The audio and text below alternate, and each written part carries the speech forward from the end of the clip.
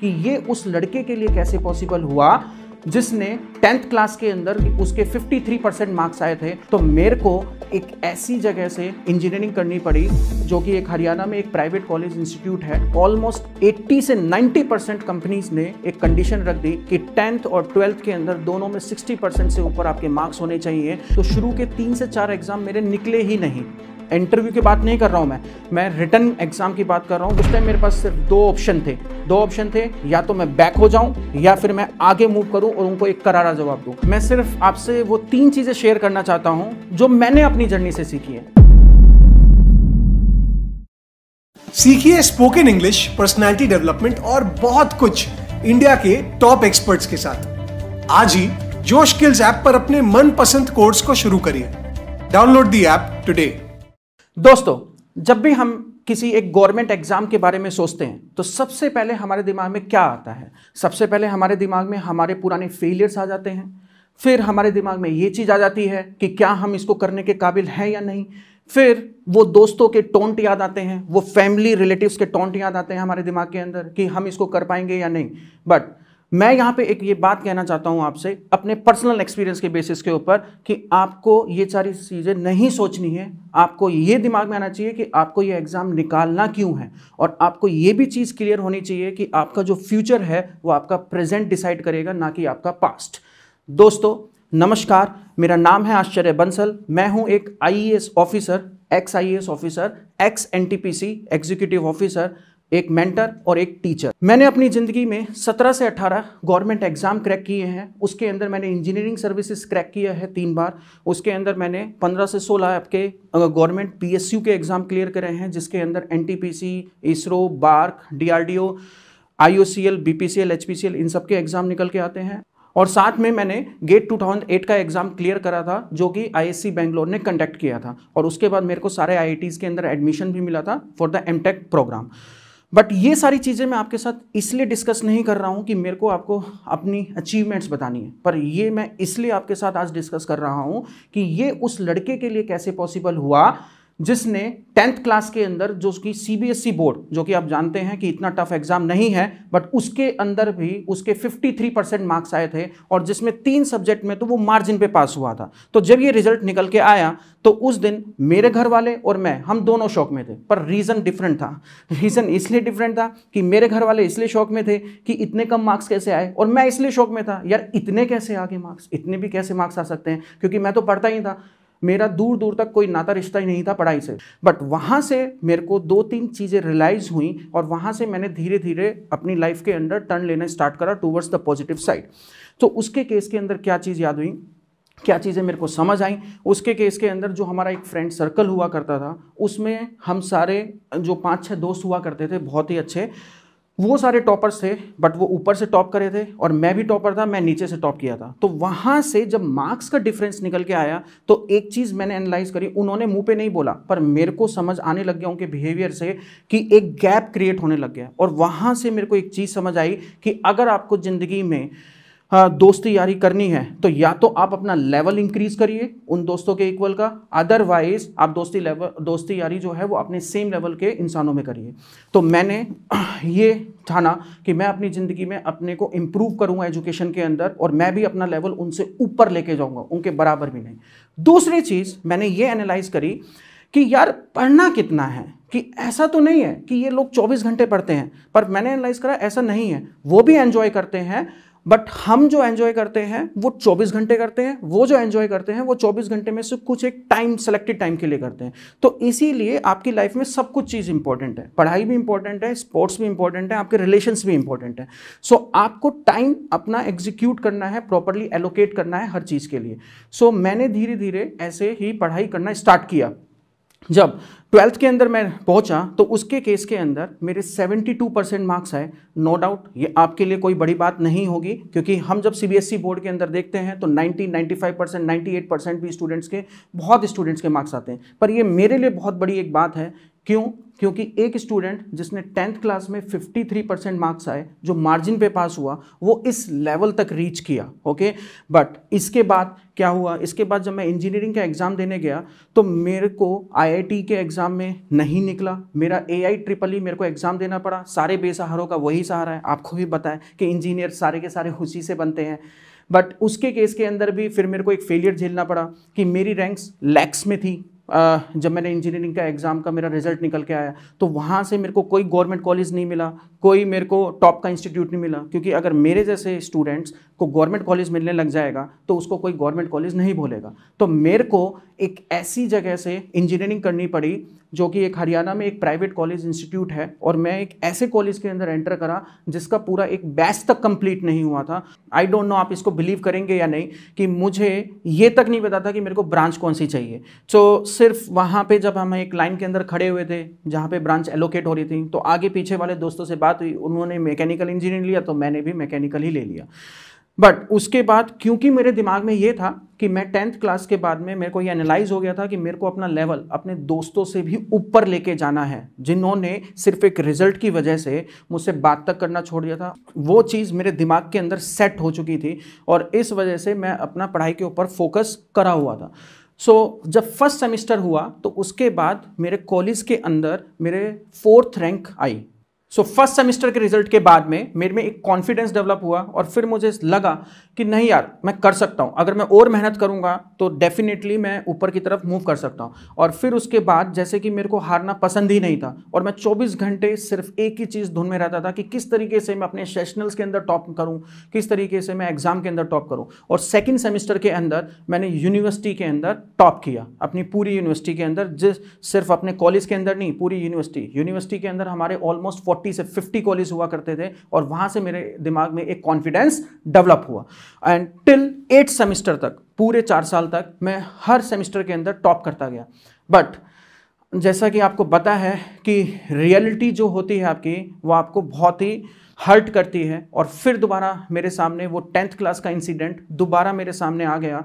वो कब आया? जब 4th ईयर के अंदर कॉलेज के अंदर मेरे प्राइवेट कंपनीज रिक्रूट करने आई और उन्होंने एक कंडीशन रख दी, और ऑलमोस्ट 80 से 90% कंपनीज ने एक कंडीशन रख दी कि 10th और 12th के अंदर दोनों में 60% से ऊपर आपके मार्क्स होने चाहिए, बट अगर आपके 60% से कम है तो आपको अलाउ नहीं किया जाएगा। तो इसी वजह से मैं 80 से 90% एग्जाम के अंदर कंपनीज के अंदर बैठ तक नहीं पाया। इसके लिए मैंने अपने ट्रेनिंग प्लेसमेंट ऑफिसर से भी बात करी, उनके सामने भी हाथ जोड़े, अपने कॉलेज के डायरेक्टर से भी बात करी कि क्या फ़ायदा हुआ कि मैंने यूनिवर्सिटी के अंदर टॉप कर रहा हूँ, मैं लगातार अपने कॉलेज का नाम रोशन कर रहा हूँ, और फिर भी मेरे जैसे बच्चे को आप एक कंपनी के एग्ज़ाम तक में नहीं बैठने दे रहे हैं। तो अगर आपको मेरे को जज ही करना है तो आप मेरे प्रेजेंट के ऊपर जज करिए, और आप मेरे को एग्ज़ाम में बैठने दिए। अगर मैं लायक हूँ तो मैं एग्ज़ाम को क्रैक करूँगा और फिर इंटरव्यू के बेसिस पे लीजिए।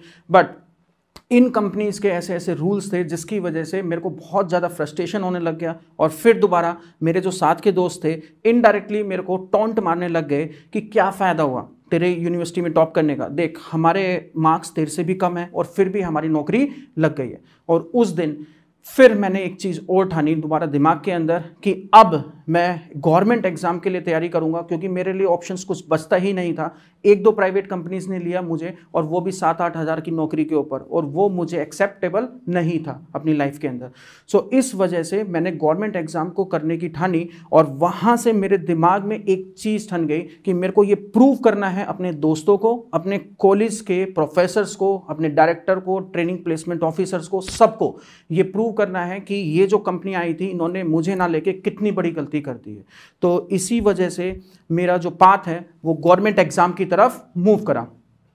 अब उसके बाद 2007 के अंदर मैं पास आउट हुआ यूनिवर्सिटी गोल्ड मेडलिस्ट के साथ में, और फिर मैंने PSU एग्जाम्स की तैयारी करना स्टार्ट करा।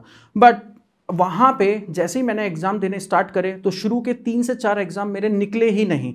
इंटरव्यू की बात नहीं कर रहा हूं, मैं रिटन एग्जाम की बात कर रहा हूं। वो मेरे एग्जाम ही नहीं निकले।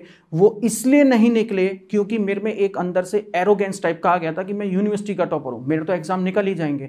बट आपको एक चीज और मैं समझा रहा हूं, ये वीडियो जितने भी लोग देखेंगे उसमें से जो लोग तैयारी करने आए हैं, प्लीज अपने दिमाग में से ये निकाल दीजिए कि आप कहीं के टॉपर हैं, यूनिवर्सिटी टॉपर हैं, क्योंकि जिस एग्जाम में आप बैठने जा रहे हैं वो एग्जाम में ऑल ओवर इंडिया के सारे टॉप क्लास माइंड पीपल्स उसके अंदर एंटर करेंगे। तो आपको उन सब से लड़ना है और उसके बाद लड़के हारना नहीं है, आपको उससे जीतना भी है। तो इस फ्रस्ट्रेशन से कुछ नहीं होगा, आपको किसी को गालियां नहीं देनी है। मेरे भी दिमाग में फ्रस्ट्रेशन आया था क्योंकि जब मेरे एग्जाम नहीं निकले तो मैं भी बहुत फ्रस्ट्रेट हुआ था।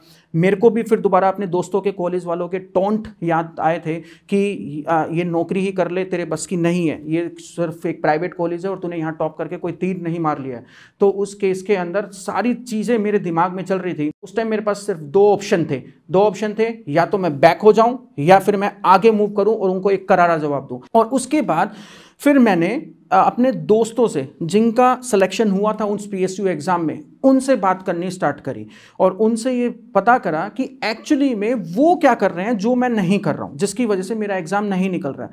तो यहां पे मेरे को एक चीज समझ आई, आपको अपने वीकनेस के ऊपर वर्क करना है इंस्टेड ऑफ दैट कि आप किसी को ब्लेम कर रहे हैं। आपको अपनी प्रिपरेशन में ऐसे ही नहीं कि सब कुछ पढ़ना है, आपको ये चीज देखना है कि यार मैक्सिमम पोर्शन किस जगह से आता है। सो आपका 80 से 90% जो सिलेबस है वो 20-30% सिलेबस से ही आता है और मैक्सिमम क्वेश्चंस आपके रिपीट होते हैं। अगर आप किसी भी एग्जाम को आप देखते हैं तो आपने एक चीज सुनी होगी कि यार मेरे को ये एग्जाम क्रैक करना है, तो सबसे एक बेसिक पॉइंट ये निकल के आता है कि लास्ट 5 साल के 10 साल के पेपर कर लो। इनफैक्ट आप इस बात को छोड़िए, यूनिवर्सिटी में, कॉलेज के अंदर जब हमारे एग्जाम होते हैं और जो स्टूडेंट एक रात को ही पढ़ के एग्जाम निकालते हैं, तो वो क्या पढ़ते हैं? वो पूरी बुक पढ़ते हैं या लास्ट ईयर के पेपर्स पढ़ते हैं? लास्ट ईयर के पेपर्स पढ़ते हैं। सो इसी वजह से आपको पहले ये देखना है कि लास्ट ईयर के 10 साल के, 15 साल के एग्जाम को एनालाइज करके कि कौन से पार्ट से टॉपिक सबसे ज्यादा आ रहे हैं, कहां से सबसे ज्यादा सिलेबस आ रहा है, और फिर उसको एनालाइज करके उसके बेसिक्स के ऊपर जाना है और धीरे धीरे उसको पढ़ने की कोशिश करनी है। आपको कोई जल्दबाजी नहीं करनी है, क्योंकि एग्जाम जो है वो जब ही निकलेगा जब आप एक क्रिटिकल स्टेट के ऊपर पहुंच जाएंगे, एक सैचुरेशन स्टेट के ऊपर आप पहुंच जाएंगे। क्रिटिकल स्टेट से मतलब ये नहीं है मेरा मेंटल स्टेट, ठीक है, तो उससे मेरा मतलब ये है कि जब हम पढ़ाई करते हैं तो एक सैचुरेशन स्टेट के ऊपर हम पहुंच जाएंगे, तो उसके बाद हमारे सारे एग्जाम्स निकलने स्टार्ट हो जाएंगे। सो इसी तरीके से मैंने अपने GS पार्ट के ऊपर फोकस करा, मैंने इंग्लिश पार्ट पे फोकस करा, फिर एप्टीट्यूड पार्ट के ऊपर, फिर रीजनिंग पार्ट के ऊपर और फिर टेक्निकल पार्ट के ऊपर। इन सारी चीजों को के ऊपर फोकस करने के बाद मैंने 2008 का एग्जाम गेट का दिया, जो कि ISC बेंगलोर ने कंडक्ट किया था। और अगर अभी भी आप देखेंगे, 2021 आ गया है, अभी भी अगर आप देखेंगे तो पिछले 20-22 साल की हिस्ट्री में सबसे टफेस्ट पेपर था वो, बट उसको भी मैंने क्रैक किया। और उसके अंदर मेरे को IIT दिल्ली, बॉम्बे, कानपुर सारे कॉलेजेस के अंदर एडमिशंस मिला था, टॉप ब्रांचेस के अंदर, डिजाइन और थर्मल, और IITs के अंदर, MTech के अंदर। फिर उसके बाद मैंने 15 से 16 पब्लिक सेक्टर्स के एग्जाम भी क्रैक करे, और इनफैक्ट ऐसी हालत हो गई थी कि जिस भी एग्जाम में मैं बैठता था वो सारे ही क्रैक होने लग गए थे, क्योंकि एक सैचुरेशन स्टेट मेरा आ चुका था। और उसके बाद मैंने इंजीनियरिंग सर्विसेज का भी एग्जाम 3 बार क्लियर किया। सो ये सब चीजें मैं आपके साथ इसलिए डिस्कस कर रहा हूं, ये बताने के लिए नहीं कि मैंने अपनी जिंदगी के अंदर क्या क्या अचीव किया है, ये समझाने के लिए कि जो स्टूडेंट, जो पर्सन्स जो मेरे जैसे रहे हैं अपनी लाइफ के अंदर, जिनको ये तक नहीं पता था कि कौन सी ब्रांच लेनी है, जिनको ये तक नहीं पता था कि लाइफ में करना क्या है, जिनको ये तक होश नहीं था कि 10th के अंदर उनके इतने कम परसेंटेज क्यों आए हैं, और वो इस पर भी खुश हो रहे हैं कि इतने आगे, बहुत बड़ी बात है, भगवान की मेहरबानी है। तो वो जैसा स्टूडेंट जिसका GS कुछ नहीं, जिसका मैथमेटिक्स बिल्कुल जीरो, जिसका टेक्निकल स्ट्रॉन्ग हो ही नहीं सकता क्योंकि उसने प्राइवेट कॉलेज से इंजीनियरिंग करी है और उसने कंपीट करा NIT के स्टूडेंट से, गवर्नमेंट कॉलेज के स्टूडेंट से और IIT के स्टूडेंट से।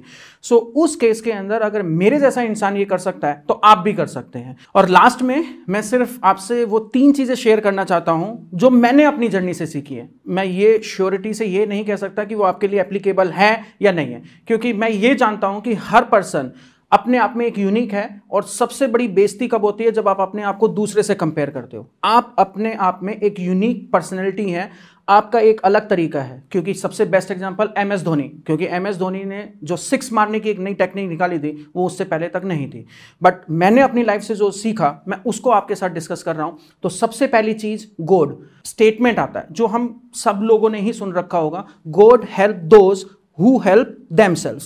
तो इसमें जो इंपॉर्टेंट पॉइंट है them और themselves।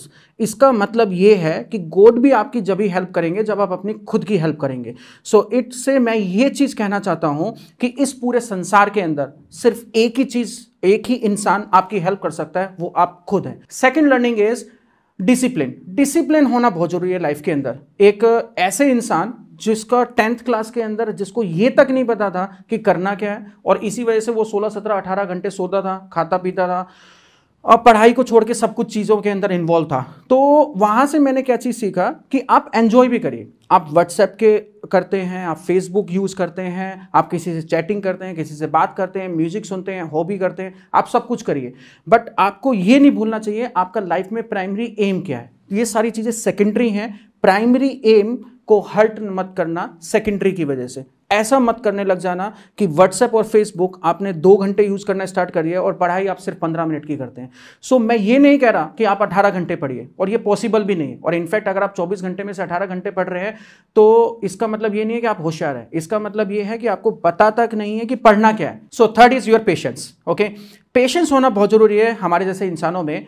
क्योंकि मैंने अपनी लाइफ से ये एनालाइज किया है कि हम लोग 10th में, 11th में, 12th में फुल मस्ती करते हैं। कॉलेजेस के अंदर भी हम वो बुक्स पढ़ते हैं जिनको पढ़ के हमें समझ नहीं आता है, IITs ऑथर्स की बुक्स। ओके, बट जो IIT से स्टूडेंट हैं, जो NIT के स्टूडेंट हैं, वो उन टीचर से डायरेक्टली पढ़ रहे हैं, तो उनका नॉलेज का लेवल आपसे बहुत ही एक अलग लेवल होता है। साथ में क्योंकि वो 11th और 12th के अंदर तैयारी करते हैं और वो IIT में एंटर करते हैं, तो इसका मतलब ये है कि उनका फिजिक्स, केमिस्ट्री, मैथ्स भी स्ट्रांग होगा जब भी वो उसके अंदर एंटर करें। और हम लोग प्राइवेट कॉलेज से हैं, हम लोगों का मैथ्स, फिजिक्स, केमिस्ट्री दूर दूर तक कोई नाता नहीं। तो इसका मतलब जब आप इंजीनियरिंग के बाद गवर्नमेंट एग्जाम की तैयारी कर रहे हैं तो आपका कंपटीशन IIT NIT वाले स्टूडेंट से है जिनका ऑलरेडी एक बेस तैयार है। तो इसी वजह से प्लीज, अगर आप जब 2-3 महीने, 4 महीने, 5 महीने तैयारी करना स्टार्ट करें सीरियसली, और उसके बाद जब आप एग्जाम्स दें तो आपका अगर फर्स्ट, सेकंड, थर्ड अटेम्प्ट के अंदर नहीं निकले तो प्लीज वहां पे स्टॉप मत करिए, क्योंकि आपको उनके लेवल में लाने के लिए आपको और मेहनत करनी पड़ेगी। तो एटलीस्ट अपनी लाइफ का 1 साल जरूर देके देखिए seriously.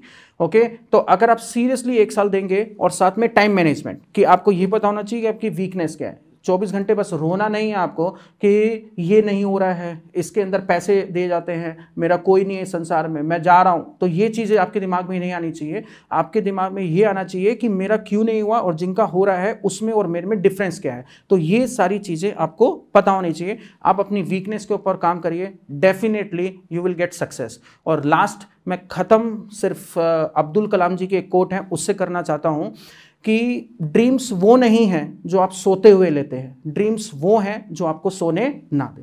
Thank you so much.